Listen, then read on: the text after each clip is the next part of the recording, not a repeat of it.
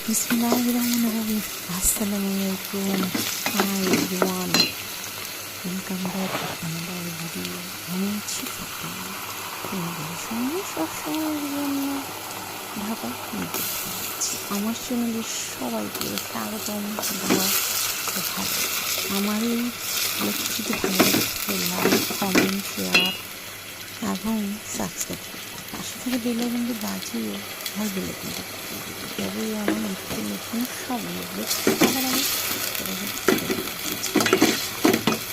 তাহলে শুরু করে দিই রেসিপি।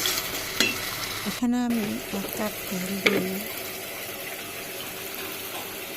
1 কাপ পেঁয়াজ দিয়ে তেজপাতা গরম মশলা দিয়ে আমি ভেজে নিচ্ছি। আর তেজপাতা গরম মশলা পেঁয়াজের সাথে ভেজে নিলে অন্যরকম একটি স্মেল আসে। কষানোর পরে আমি এখন মশলাগুলো দিয়ে দিয়েছি। 2 টিস্পুন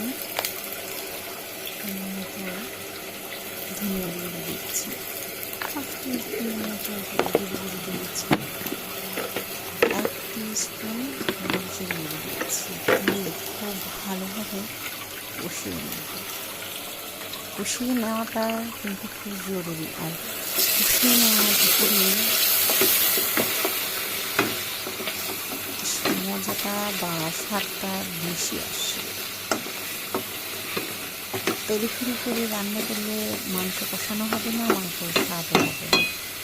মশলাটা ভালোভাবে কষিয়ে নেব। তো আমি মাংসগুলো দিয়ে দিয়েছি। অবশ্যই বেশি মাংস না থাকবে, তারপরে আমার কাছে ভালো লাগে মুরগি কিংবা তখন দেবো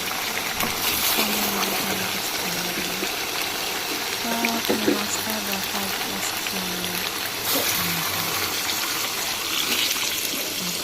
খুব ভালোভাবে কষানো হয়েছে। প্যাকেটে চলে এসেছে, তাই আমি পানি দিয়ে দিয়েছি। তরকারি কারেন্টটা রেখেছিলাম, এসেছি। দেখতে থাকতে আমার রেসিপিগুলো ভালো লাগে।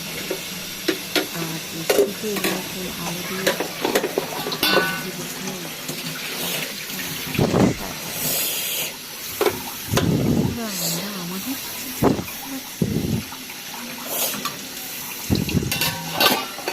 আমাদের সবাই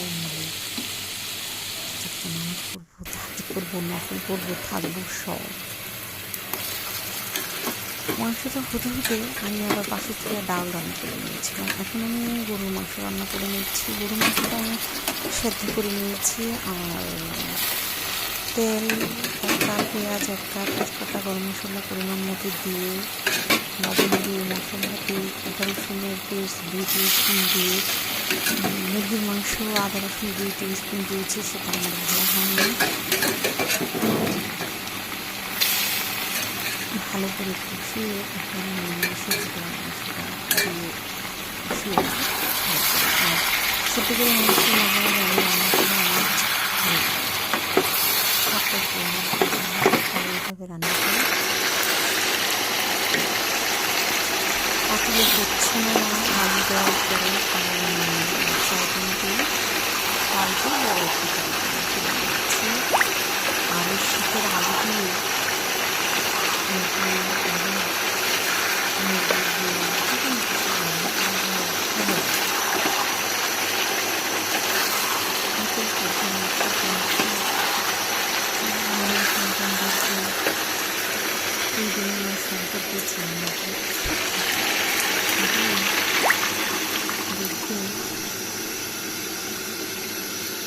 বুঝতে চেষ্টা করে জানাতে হবে, বুঝতে হবে, ভালো থাকতে হবে, নামাজ কালাম করতে হবে, কোরআন পড়তে হবে, হাদিসগুলো পড়তে দিতে হবে। কিন্তু আমি পানি দিয়ে দিই কথা বলছি তোমাদের সাথে, তুমি দিলে বুঝতে পেরেছ, পানি দিয়েছি। আমার এই গরুর মাংস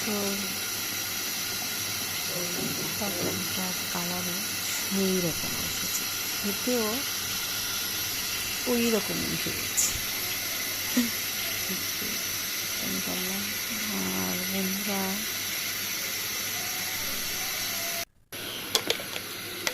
সেজনের সাথে তো ছিন্ন করা ভালো নয়, তবু কিছু কিছু সময় ছিন্ন হয়ে যায়, কিছু বলার থাকে না। এখানে আমি জিরার গুঁড়ো দিয়ে নিচ্ছি।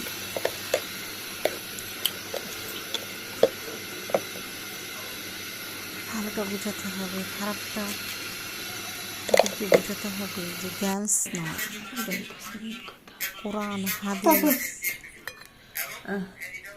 টেলিভিশনে দেখা যায় মাঝে মাঝে। সামাজিক নাটকগুলো দেখতে খুবই ভালো লাগে আমার কাছে। তবে এখন আমি দেখার আসলে এরকম সময় পাই না। মুরগির মাংস, গরুর মাংস দিয়ে খিচুড়ি দিয়েছিলাম, আর এর সাথে আবার মাছ পাঠিয়ে, আর এখানে আধার মাংস ছিল। এই মাংস দিয়ে আগের দিনের মাংস দিয়েছি, মাংসটা দিয়ে এখানে লাউ রান্না করা, মানে এই লাউ রান্নাটা হচ্ছে পুরানো মাংস ছিল। তো এখন নতুন মাংস রান্না করেছি, এটা তো আর লাগছে না, লাউ রান্না করে ফেললাম।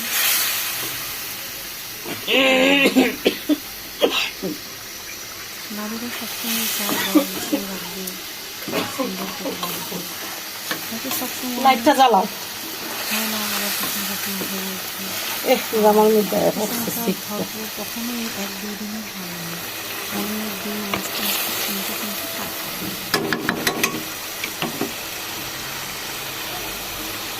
এটা সঙ্গে 4 দিনে হবে না যে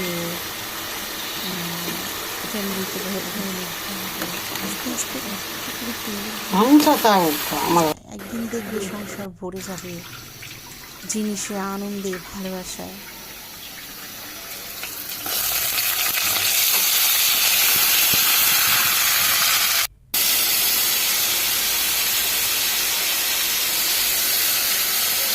এটাই মশলা দিয়ে দিচ্ছি 1 স্পুন করে, 1 স্পুন করে করিয়ে দিচ্ছি। আমার 1 স্পুনগুলি এত বেশি বড় নয়, এখানে 1/2 স্পুনের সাথে কম হলুদের গুঁড়ো দিয়েছি।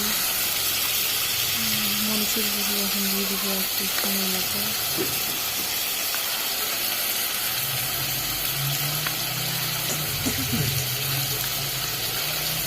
তারপর লবণ দিয়ে দিব। আর লাউটা রান্না করতে বেশি সময় লাগবে না, যেহেতু মাংসটা আমার আগে থেকে রান্না করা ছিল।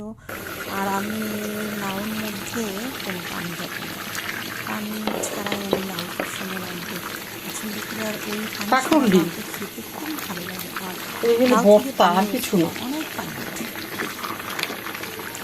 এই যে লাউটা দিয়ে আমি খুব ভালোভাবে নেড়ে চেড়ে নিচ্ছি। আর কোনো পানি মেলে দম লাগবে না। মেহমান এসেছে, আপ্যায়ন তো অবশ্যই করতে হবে, সেটা হোক নিজের বাড়ি, সেটা হোক শ্বশুর বাড়ি। আমি শ্বশুর বাড়ি, বাবার বাড়ি এগুলো কখনো আমি আলাদা করে দেখিনি। মেহমান মেহমান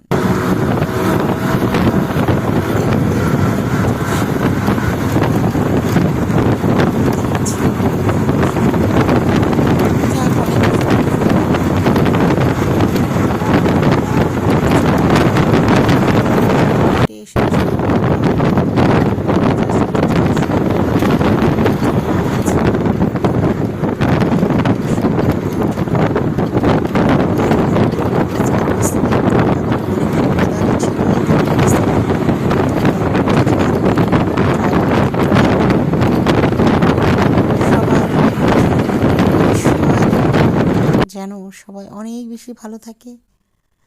এই তো এই মাওয়া যাওয়ার গ্রামের দৃশ্যটা খুব সুন্দর। আসসালামু আলাইকুম, আল্লাহ হাফেজ।